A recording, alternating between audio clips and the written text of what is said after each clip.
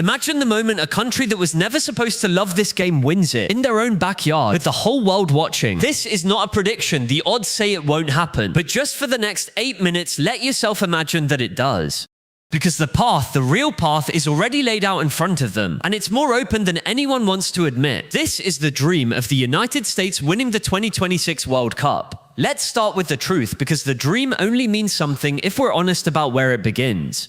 For 100 years, America didn't watch football. We've talked about why. A foreign label, a school system, a television wall. The country played the game more than almost anyone on earth, and never once fell in love with it on the biggest stage. In the modern era, the United States has made it past the round of 16 exactly once, and that was 24 years ago in 2002. An entire generation has grown up never seeing their country go deep at a World Cup. The bookmakers have them at around 30-1. The models give them a 2% chance of lifting the trophy. By every cold rational measure, this is a fairy tale. But fairy tales need a road, so let's walk theirs. It begins in the group stage already written. A 4-1 demolition of Paraguay. A composed 2-0 win over Australia. Group D won with a game to spare, under a manager who has coached at the very top of the European game, Mauricio Pochettino, a man who has taken unfancied teams to a Champions League final and knows exactly what a deep run requires. And now the knockouts, the real bracket. Not invented. The one FIFA has already locked into place. First, the round of 32, Santa Clara, California, Levi's Stadium. A home crowd, a wall of red, white and blue roaring for a team in front of their own people. The opponent, Bosnia and Herzegovina, led by a 40-year-old Edin Dzeko chasing one last moment of glory. A dangerous, experienced side, but one the United States, carried by that home roar, find a way past. The dream survives its first test. Then the round of 16, Seattle. One of the loudest football cities in the country, a stadium that already shakes for its club team. And waiting there most likely is a name every fan in the world knows. Mohamed Salah, Egypt. One of the greatest forwards of his generation, playing in what could be his final World Cup. This is where dreams usually die. A global superstar, a defining test, but imagine it. Imagine the American defense marshaled and disciplined, holding firm. Imagine Christian Pulisic, the captain, the talisman, the boy from Pennsylvania who left for Europe and came back the best player his country has ever produced. Imagine him in front of a home crowd settling the biggest knockout game of his life. And just like that, the United States are in the quarterfinals, deeper than they've been in 24 years. And here is where something strange starts to happen. Not on the pitch, in the country. Because a nation that spent a century looking away starts, slowly, to look. The bars fill up.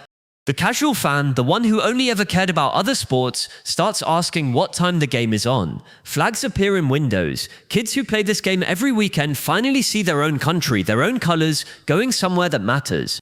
The thing that 100 years of structure kept locked away, a nation actually watching, begins in real time to break open. The quarterfinal, the last 8 teams on Earth. By now the whole country is awake. And the dream demands a giant, one of the European powers, France or Germany or Spain, the kind of team the United States has never beaten on this stage. Imagine 90 minutes of backs against the wall, imagine a goalkeeper standing on his head, imagine the home crowd so loud the players can feel it in their chests. And imagine somehow, against everything the odds say, America finding a way through. A semi-final. The United States in the Final Four of a World Cup on home soil. Something that has never ever happened. By now this isn't a sports story anymore. It's a national event. The kind of thing where people remember exactly where they were. A country that was told for 100 years that this game wasn't for them. Suddenly 4 games, then 3, then 2, away from the summit of it.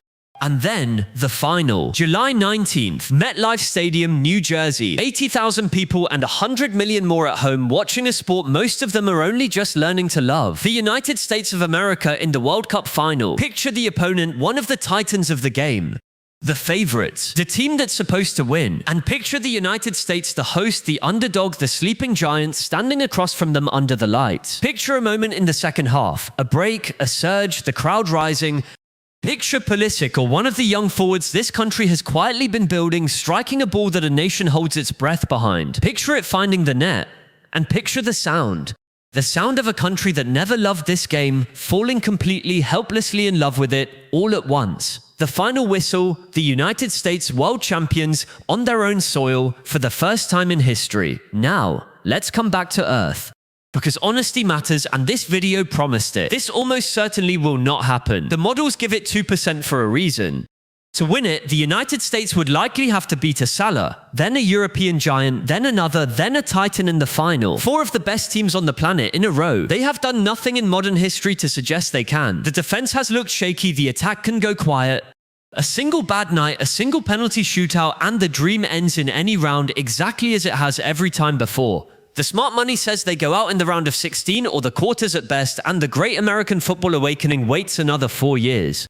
But here's the thing about hosting a World Cup. The crowd is real. The bracket really was built to keep them home as long as possible. The path really is more open than a 30-1 team usually gets. And the one thing this tournament has proven over and over is that home advantage is worth more than anyone believes. Hosts overperform, crowds drag teams further than they have any right to go. So no, it probably won't happen, but it could. For the first time in 100 years, it genuinely actually could. And if it ever did, if a country that spent a century being kept away from this game finally won it in its own backyard with the whole world watching, it wouldn't just be a trophy. It would be the moment America finally fell in love. The lights are on, the whole country is for once watching. Now we just have to see what happens.